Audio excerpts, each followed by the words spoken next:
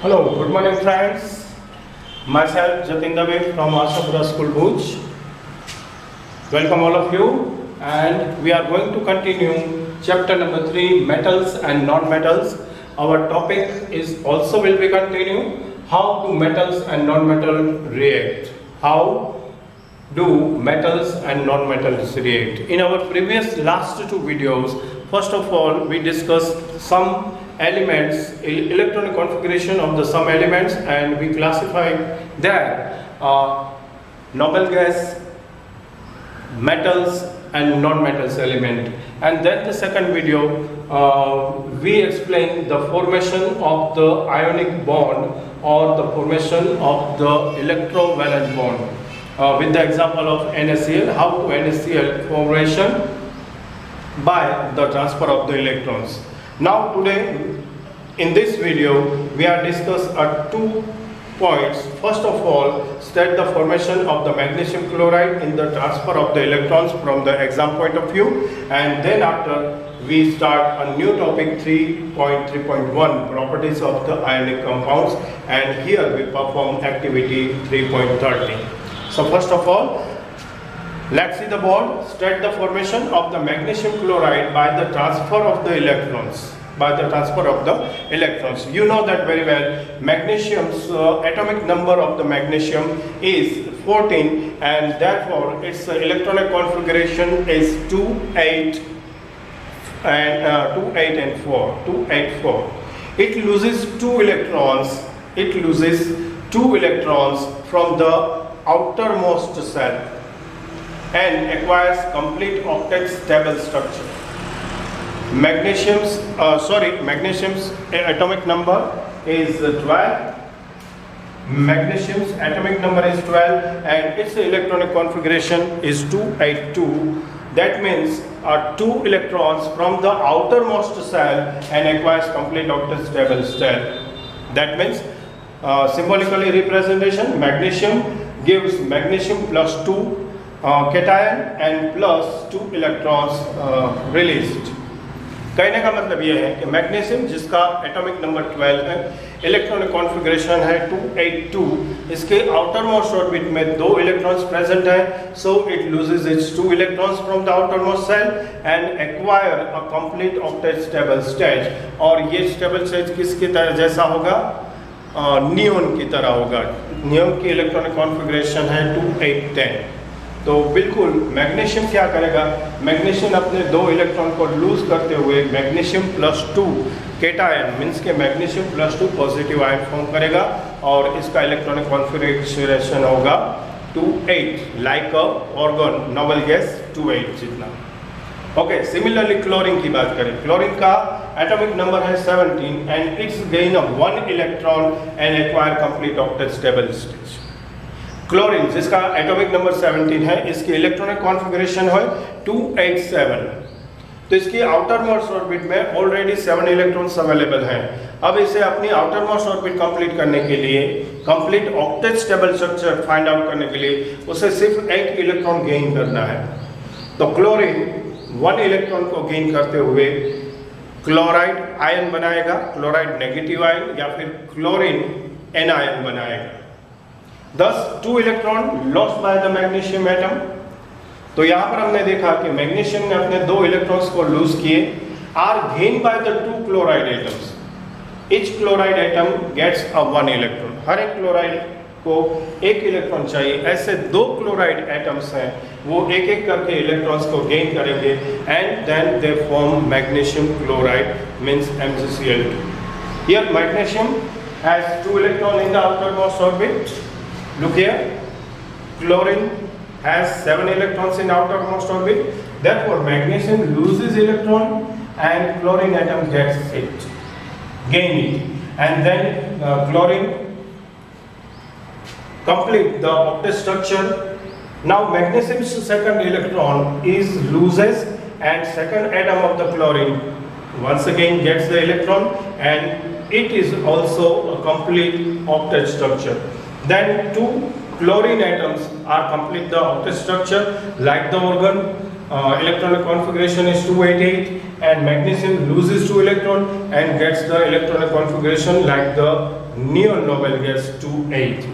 That means Mg plus 2 ion, Mg plus 2 positive ion, or it's called the magnesium cation, plus 2 plus chlorine 2 atoms with anion, chlorine -1 के 2 atoms के साथ combine होते हुए ये form करेगा MgCl2 means magnesium chloride. So dear students, ये question exam oriented है। जिस तरह से लास्ट हमने देखा था formation of the sodium chloride by the transfer of the electrons, इसी तरह से इसके अल्टरनेटिव में मैग्नीशियम क्लोराइड में किस तरह से इलेक्ट्रॉन ट्रांसफर होते हुए formation of the magnesium chloride होता है, ये इंपॉर्टेंट क्वेश्चन होने के साथ हमने यहाँ पर लिया है। Now we are going to continue next point 3.3.1 properties of the ionic compound now. So first of all we perform activity 3.13. So please open your textbook and see the activity or listen to me carefully. Now I read activity 3.13. क्या करना है हमें? To study the properties of the ionic compound. ये हमारा M रहेगा।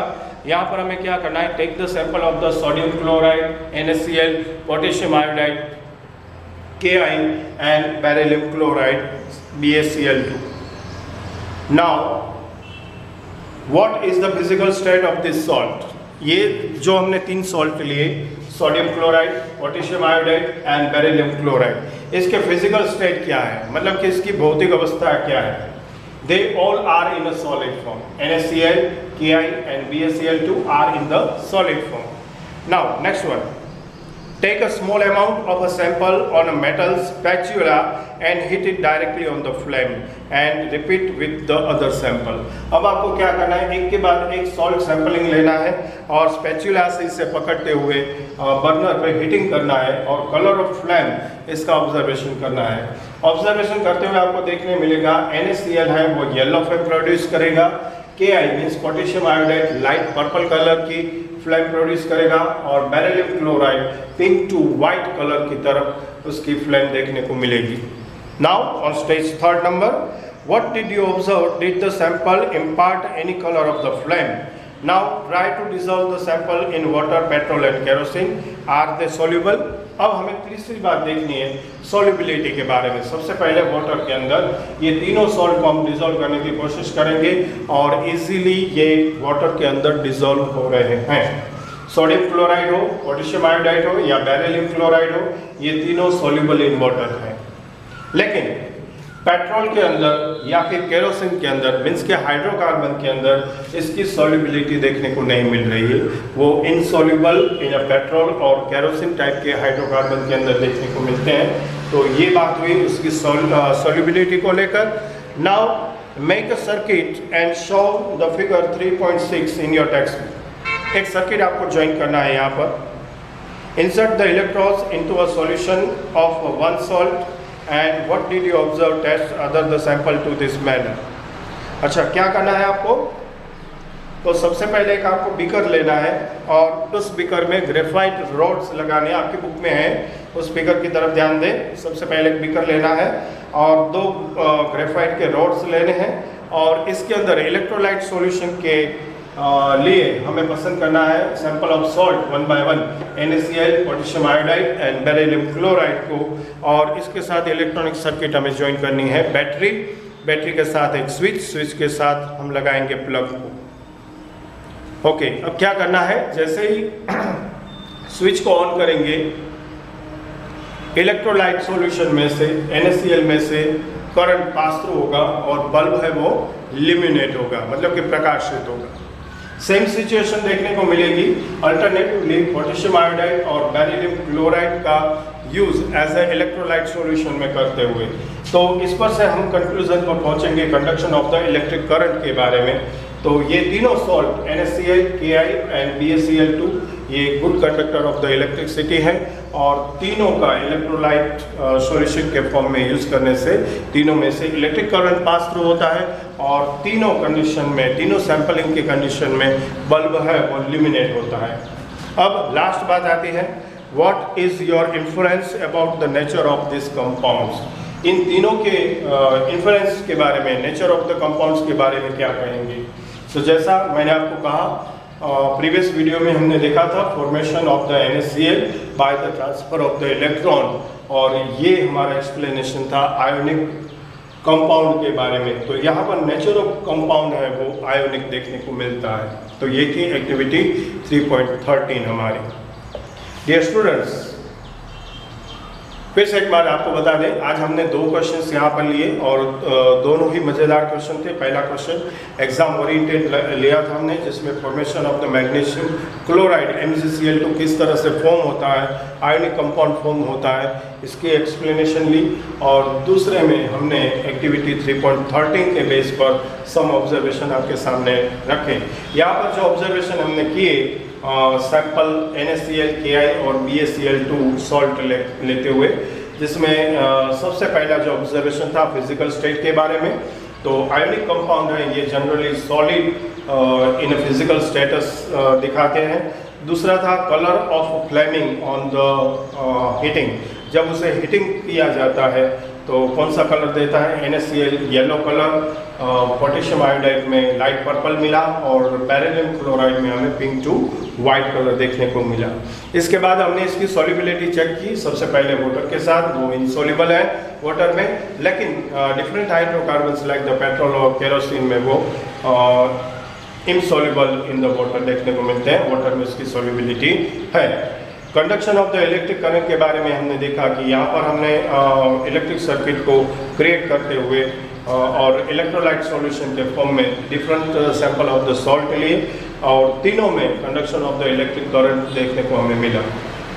आखिरी conclusion हमारा था नेचर ऑफ द कंपाउंड्स के बारे में। तो ये तीनों आयोनिक बॉन्ड या आयोनिक कंपाउंड्स फॉर्म करते हैं। तो dear friends, I hope so you understand very well. आपने अच्छी तरह से इस दोनों पॉइंट्स को, इस दोनों क्वेश्चन को समझा होगा। इसके बाद वाले वीडियो में हम आखिरी कंक्लूजन पर पहुंचेंगे और वो है properties of the ionic compound. तब तक हमारे साथ बने रहिएगा नेक्स्ट वीडियो देखने के लिए। Thank you and bye.